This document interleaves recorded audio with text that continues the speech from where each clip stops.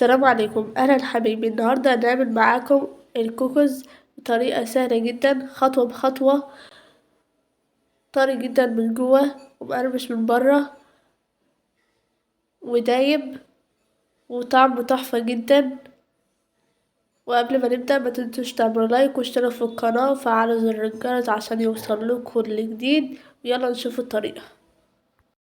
المكونات اللي احنا محتاجينها: كوبايتين دقيق، 3/4 كوباية سكر، نص كوباية سمنة، بيضتين، باكو فانيليا.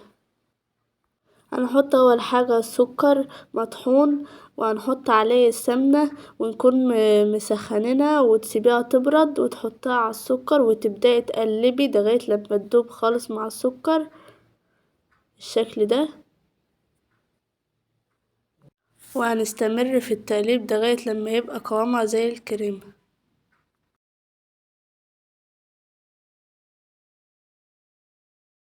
وهنحط عليه البيضتين وكيس الفانيليا، ممكن تستبدليه بفانيليا سايلة. وهنقلب كله مع بعض لغاية لما البيض يختفي بالشكل ده.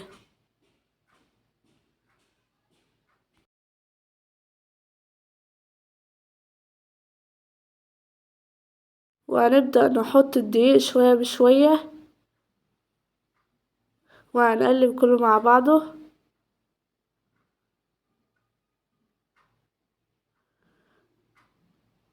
هنحط بالدقيق وهنحط عليه معلقة بودر او بيكنج صودا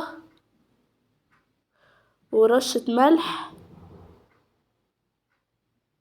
وهنقلب كله مع بعضه. وهنبدأ نعجن بإيدينا لغاية لما العجينة تتلم معانا، وما نعجنش فيها كتير علشان هي عجينة مش متماسكة، لازم تكون ملزقة معاك شوية. احتجت معلقتين كبار من الدقيق، هحطهم عليها وهبدأ اعجنها والمها وهرجع لكم تاني اوريكم شكلها. وكده تكون لما العجينيات ناعمة معانا وطرية، ولو قطعتيها مبتبقاش مشققة وفيها لمعة. وهنبدأ دلوقتي نشكلها. هنجيب حتة من العجينة وهنكورها بالشكل ده، وجبت شوكولاتة مبشورة او شوكولاتة شيبس وتحطها على وشها بالشكل ده. وهنحطها في صينية تكون مدهونة زيت او تحط فيها ورق زبدة، وهنعمل كله بنفس الطريقة.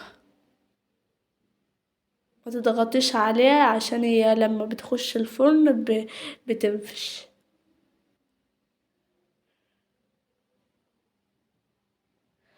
وتخلي بين كل واحدة والتانية مسافة. وهنكمل بقية الكمية وهنرجع لكم تاني.